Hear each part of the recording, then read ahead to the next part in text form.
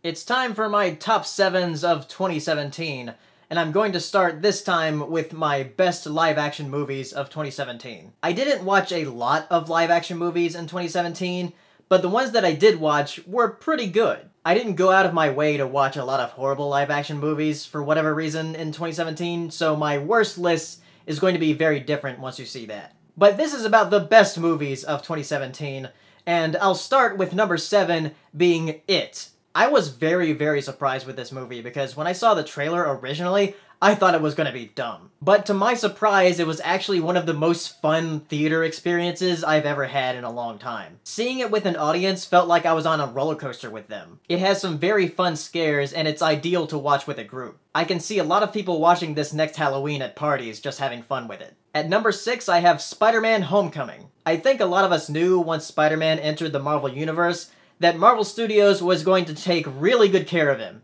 And thankfully, with his first movie under Marvel Studios, it's really good, and probably the best Marvel movie to come out of 2017, even though we had like 3. Even though I did like Guardians of the Galaxy 2, and Thor Ragnarok was surprisingly fun, Spider-Man Homecoming felt like a really solid superhero movie, and a great Spider-Man movie. At number 5, I have Blade Runner 2049.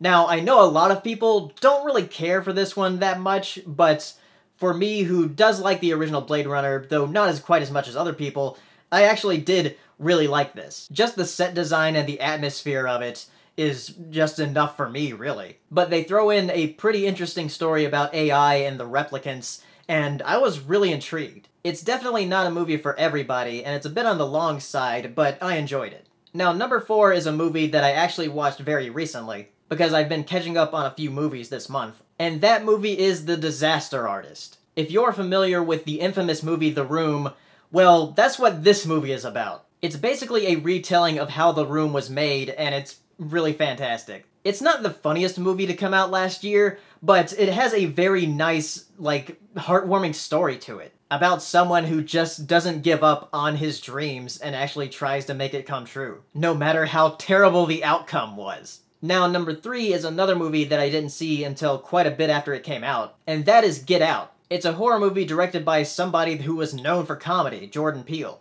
And what do you know, he's really good at directing horror. I got a real, Hitchcock vibe from the way he directed it. And I implore you to watch it because it's not exactly what you think it is from the trailers. Try to go into it without any spoilers and just watch it. My number 2 is War for the Planet of the Apes. The conclusion to the, rebooted Planet of the Apes trilogy thing that's actually a prequel to the Planet of the Apes. Who knew that this series would be so good? All 3 movies are fantastic in their own right, and this is a very fitting conclusion to Caesar and his story. And the effects on the apes just kept getting better with each movie. They look the most real in this one than they ever have. If you've been skeptical about this series, definitely watch it. It's really good, especially if you love sci-fi stuff.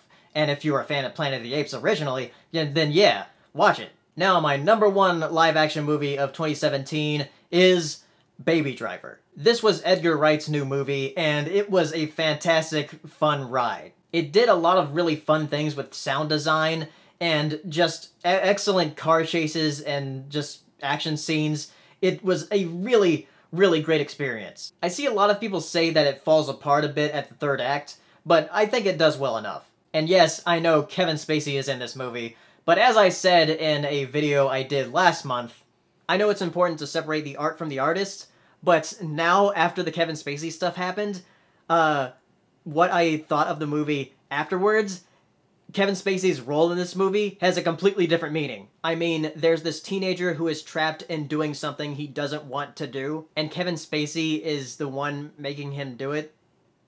Yeah, it's kinda weird but fitting. So those are my top 7 best live-action movies of 2017. Tell me yours down in the comments, and next time I'm going to talk about my worst movies of 2017, though this time with a twist. You'll see what it is. And I'll see you next time. Bye.